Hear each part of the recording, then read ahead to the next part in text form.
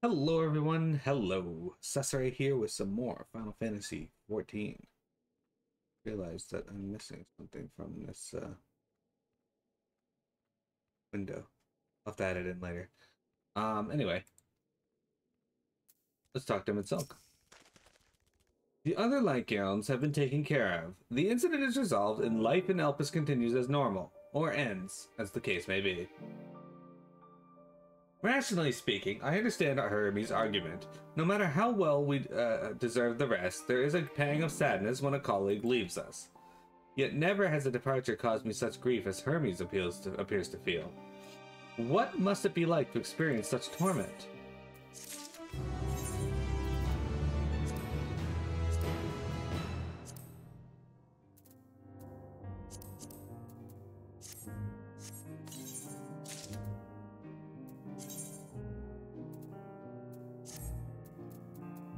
Alright. Got new gloves. Portrait. Fix the portrait. There we go. Done. Cool. Travelers at the crossroads. Where to now? If there is anywhere you would like to visit before we leave, I should be glad to show you the way. Hermes has not yet outright refused his position with the convocation, merely postponed the decision. As such, I may as well resume my assessment. If we cannot accompany him, then I will content myself with questioning his colleagues. Ever the pragmatist, but allow me to remain your humble guide. And what of you, Meryl? Will you continue along with us? Wonderful! Our fellowship travels on unbroken. I say we explore another part of Elpis and see what new encounters there are to be had. If you would follow me, we will first head back towards the Agnorosis.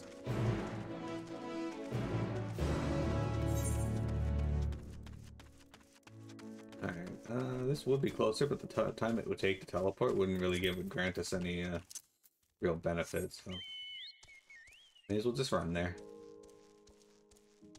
Philomythes Notos. Philomythes. Anyway, Asane agrees with Hermes. We all need to die satisfied. Exactly.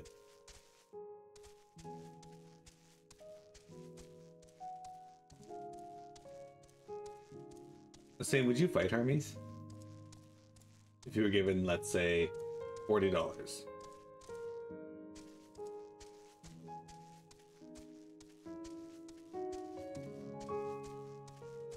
For $40 though?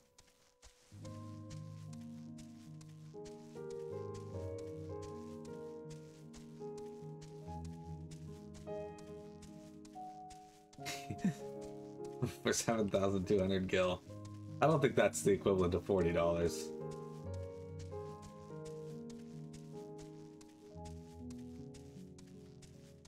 Actually, exchange rates is literally pennies. Yeah, I think it is. Didn't we part ways with Hermes not far from here? Given the size of Elpis, I expect our paths will cross again before so long. From here, we will follow the path northwards to Notaneus. There, we will find one of the Neas which facilitate travel between the islands of Elpis. First-time travelers must be accompanied by someone with the requisite permission, which I have previously been granted. We only need use the device together once, and henceforth you will have leave to use it freely. Shall we? That seems like a really weird setup.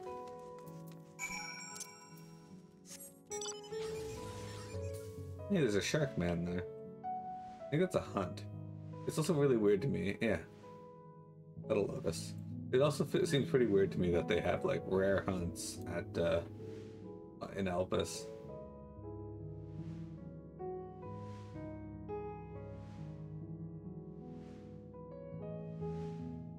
Ugh, sorry. Up we go. Here we are.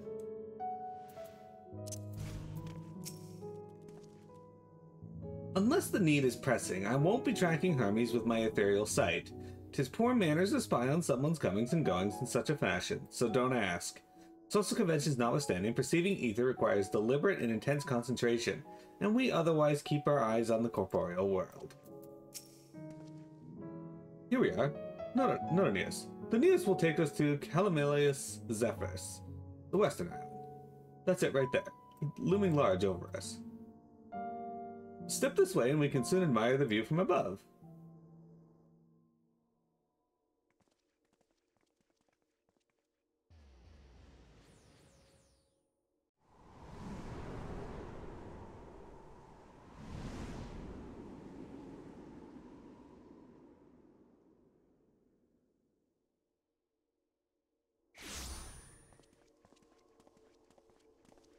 I present to you Calamelios Zephyros.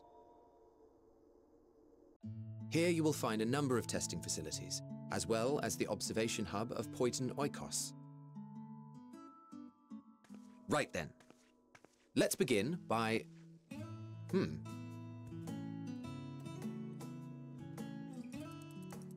Well, well, an Arrhaeus. How delightful.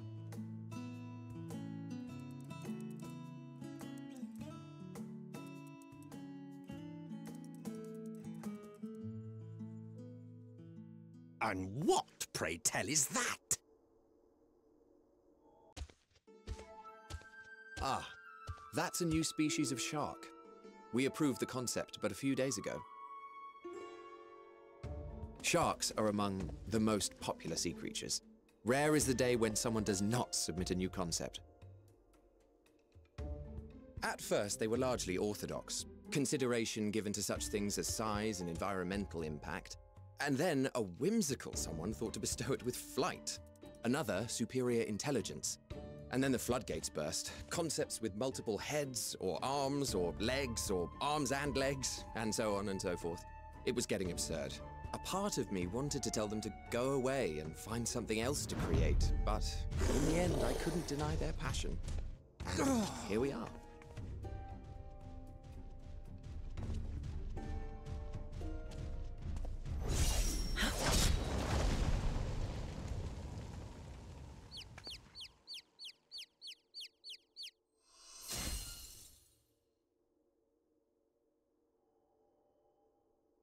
That was too close.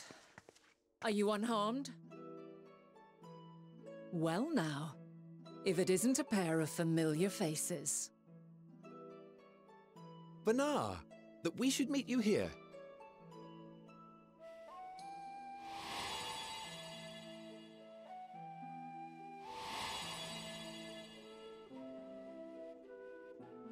As I mentioned earlier, the better part of the convocation holds that when we retire is when we return to the star. Well, she is not among said majority. Even after stepping down, she carries on with her work. Venat is her name, and she is the previous Azem. It has been a while, Hythlodaeus.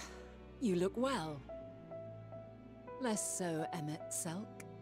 I dare say the lines upon your brow have both deepened and doubled in number. A shame for one so young. You must make an effort to frown less often.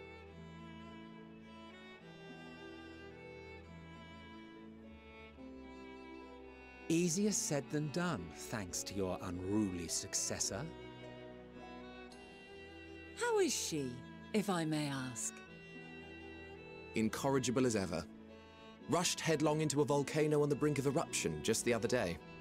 I should be glad to share the tale in its entirety later, if you're so inclined. Huh, you know I am. Now then, you are?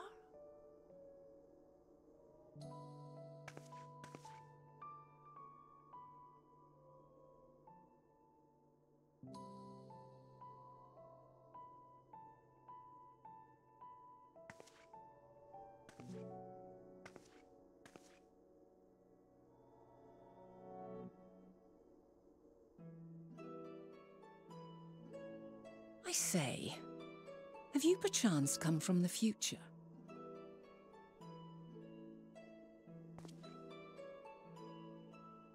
I do not believe we have ever met, yet I sense my magic upon you. Therefore, if I wove the enchantment, I could only have done so at a later point in time.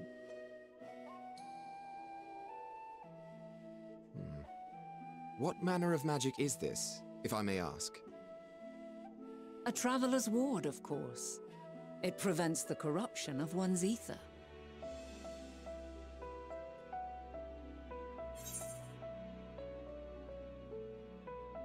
That sounds rather like the Blessing of Light. Does it protect you from the enthrallment of primals by chance?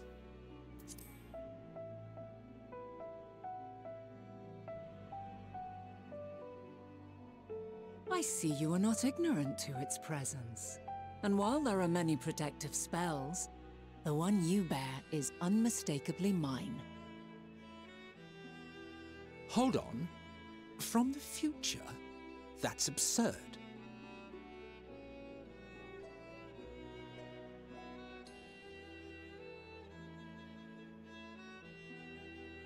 What is it? Are you unable to speak of the matter?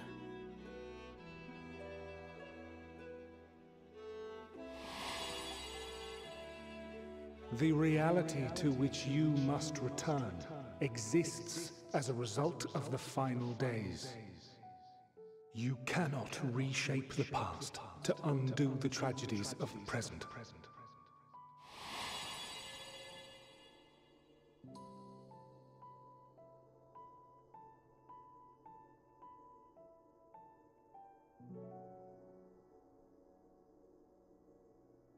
So, your actions here will not change your history, but they may yet affect the course of ours. How very exciting! I'm quite fond of delving into the unknown, and there's naught more unknown than the future. Until a moment finally arrives, we cannot know for certain what will come to pass, regardless of our supposed foreknowledge, so you needn't worry for us. More importantly, that you should go to such great lengths as to travel unto the past bespeaks the gravity of your quest. Will you not reveal it to us? Mayhap we can be of aid to your cause.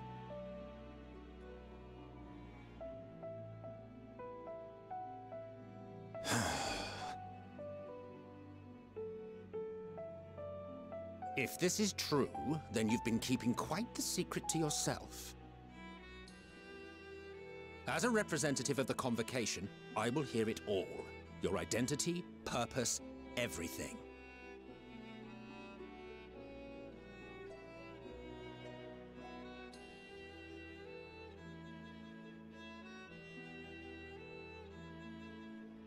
Why don't we move to a place more conducive to calm conversation? I've been working here for some days now at an old friend's behest. If it is agreeable, we may make use of my accommodation at Poiton Oikos.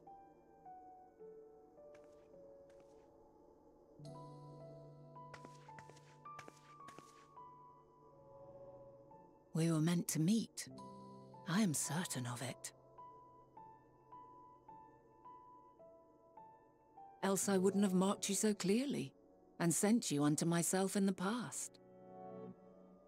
It's precisely the sort of mischief I would get up to, and quite inspired, if I do say so myself.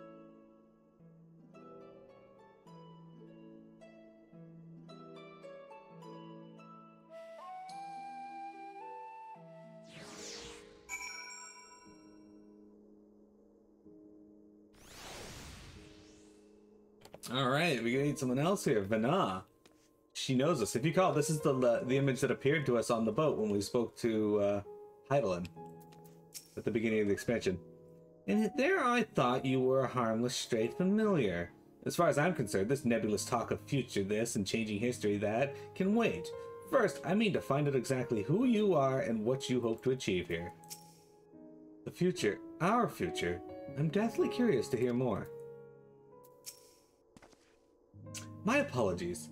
But before we move along, a colleague has tasked me with a matter which I'd rather not leave unresolved. It involves finding a certain concept engraved crystal, and the quick-fingered Aureus that made off with it. An Aureus, you say? I think we might have seen the culprit before being distracted by that business with the shark. Would you like us to follow its ethereal trail? that would of course lead us only to the Aureus, there is no guarantee that it hasn't dropped or stashed away the crystal you seek. Please, even that much would be enormously helpful.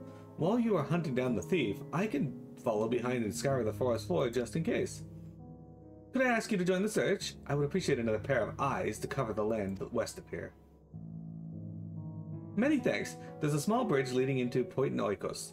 Let us meet there once we've exhausted our efforts. Emet-Selch's like, fuck, why do I always get stuck with this busy work?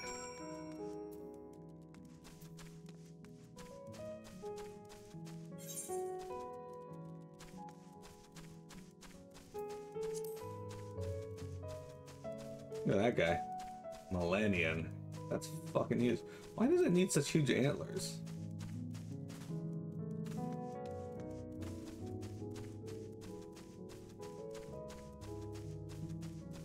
Mini cat. She's like meowing up a storm in the side room there. And I know there's nothing wrong because she does this all the time. And like, I'm gonna go check on her once break happens, but she's just communicating with me because she wants me to see a rabbit or something. She loves to show me the rabbits and the squirrels outside.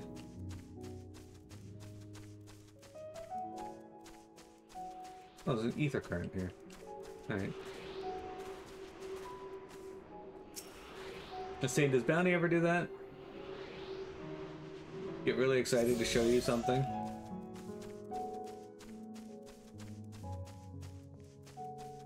You have to look at it no matter what. Mini cat. Hi.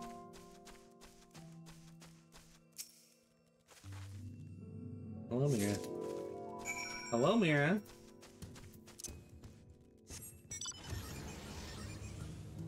Funny story. Lunar whale. Dead squirrel. Okay, Mini cat, I get it. Thank you.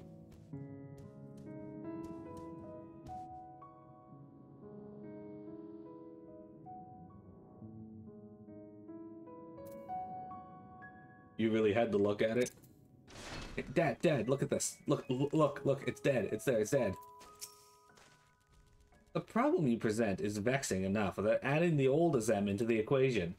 And she wonders why these lines upon my brow go deeper, when she herself wields the hammer and chisel. The Azems, both mentor and student, are a force to be reckoned with. I find them a delight, personally, but they have a habit of making Emet-Selch look as if he bit down on a sour grape. Our last searcher returns. I'm afraid the Aureus no longer had the crystal, nor was I able to find it, as I followed in its wake.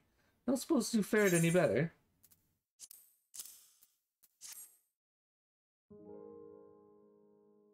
The crystal! Well done. Wonderful. Now I can focus on your tale without that missing concept nagging at my mind. Have you always had a knack for finding things? I've often been asked to do so. Traveling and searching go hand in hand. Oh ho, you too! Some of us seem destined to always be searching, for ourselves and for others. Long ago, when I held the seat of Azem, I was forever trekking back and forth across the star in search of answers to people's problems. Naturally, the need for such journeys has lessened considerably since I entrusted the position to my whimsical successor. Yet I am still eager to come running around should an old acquaintance or new interest require my personal attention. That is what brings me to Elpis, in fact. Many times has my presence been requested, my opinions sought concerning the habitat of this or that creation. Agreeing to help to locate the missing crystal is a minor distraction, which now promises to become a major revelation. How strange and wonderful it is, the way one thing leads to another. Wouldn't you agree?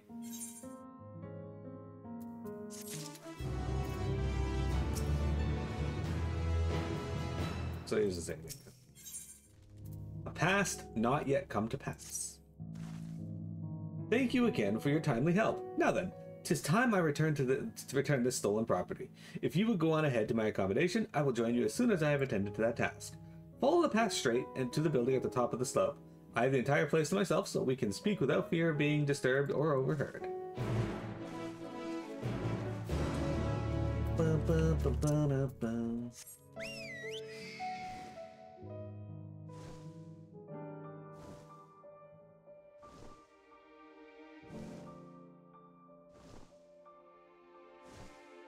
Okay. Into this area we go. Yay, house.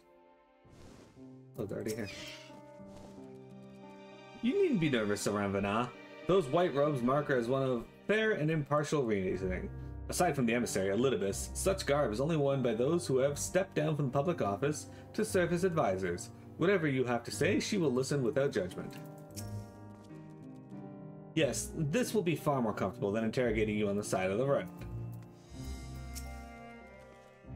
Welcome to my temporary abode. Please make yourself at home while I put on some tea.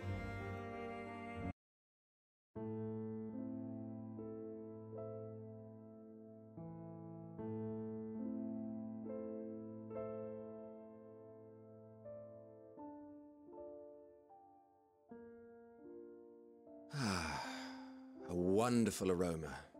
I feel more relaxed already. Would that I had sweetmeats to offer, but I travel light out of habit. There's plenty of hot water though, so please have as much tea as you like. Now then, will you tell us your tale?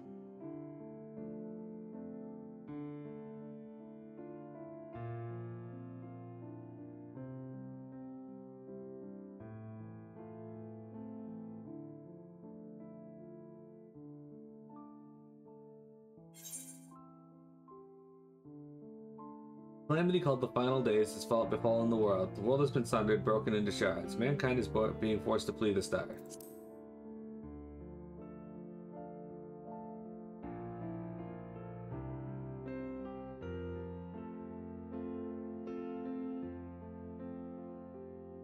Why don't you start from the beginning?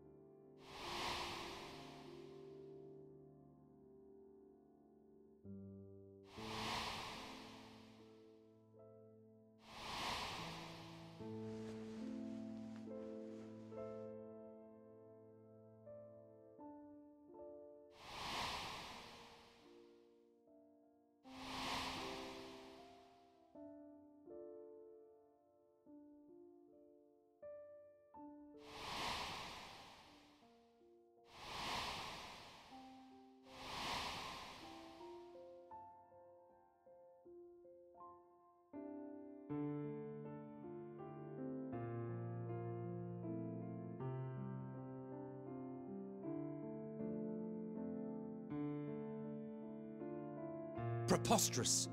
Utterly preposterous. While not the words I would have chosen, I too have my doubts. Much of it borders on the incredulous. What of you, Venat?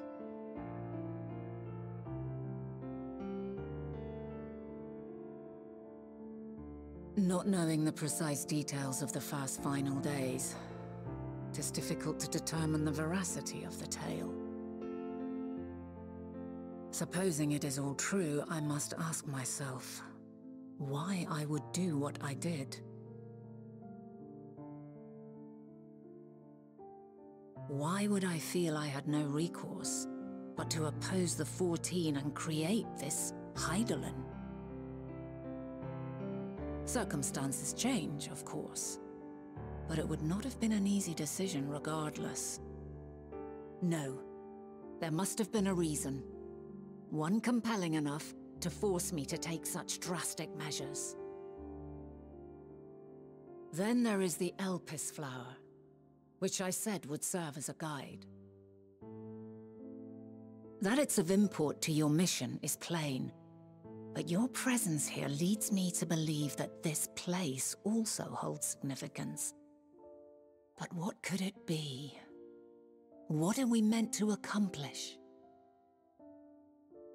Might it not be simply thus? In the future, whence she came, the final days could not be averted. Mankind has no choice but to flee the star. By alerting us to that eventuality, perhaps you wish to pave the way for other futures. Theoretically speaking, it is a possibility. Yet if that were my primary objective, I see no reason to guide our friend to Elpis specifically. The capital on Amarot, or even my own home would be more logical destinations.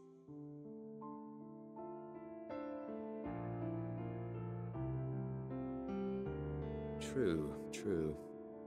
I note also that Hythlodaeus did not specify a point in time to which she must return. By this, it may be inferred that it was not critical that we should meet. Alternately, she had reason to believe that our paths would converge, coincidental though it may seem.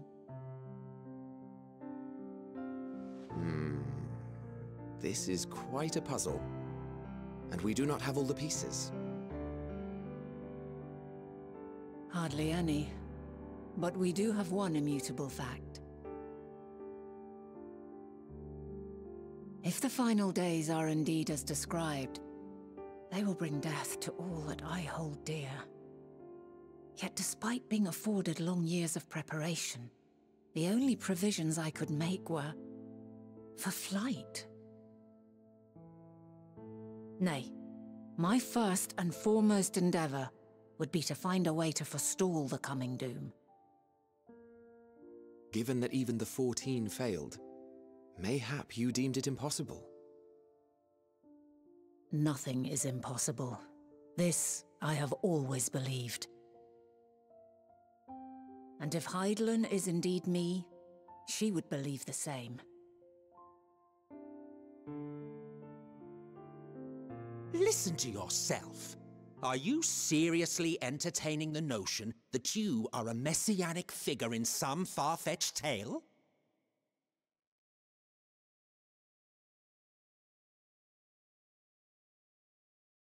Well, I will not. I refuse to accept that our world could be undone by some unforeseen calamity. I also take offense to my portrayal as a megalomaniacal madman. To sacrifice oneself for the star is a noble act, and I would hold those who gave themselves to this zodiac in the highest esteem. Yet, you claim I recreated Amarot and populated it with phantoms of our people? A bizarre indulgence that would be insulting to their memory.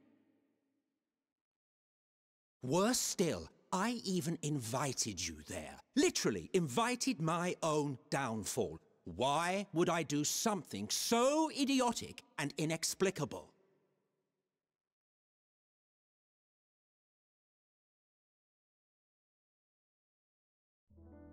Now, I will allow that the hypothetical task of restoring our world would be daunting in the extreme. The thought of having to bear such a burden for 1,000 lives horrifies me.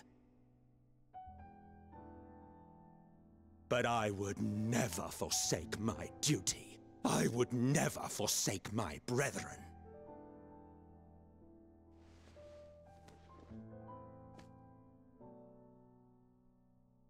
You do not know me. I've had my fill of your fiction. I will return to my duty, and you will not bother me again.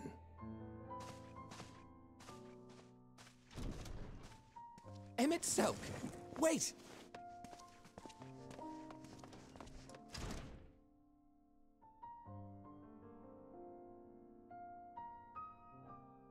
You've seen much of Elpis already. If you have any observations to share, I should like to hear them.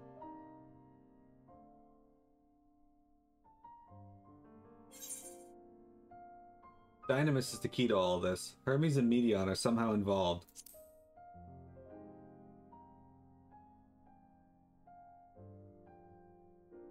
Hermes and his creation Meteon, you say?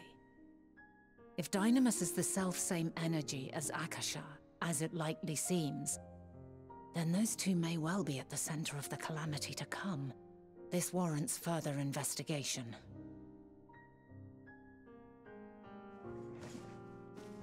With that settled, it is time for action. The missing pieces of the puzzle are here, I'm certain of it. And when you find them, the picture my future self has painted will be complete, and you will have your answer. Now, suffice it to say, I will aid you in your quest.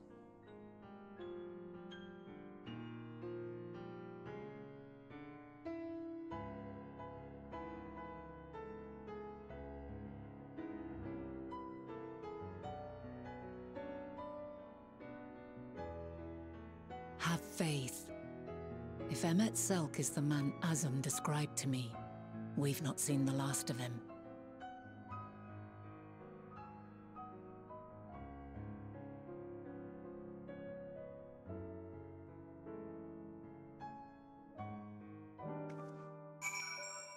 Alright, I know it doesn't seem like we did too much, but we got a lot of lore here. We got introduced to Venat last. Let's take a quick break and we'll come back and play some more FF14.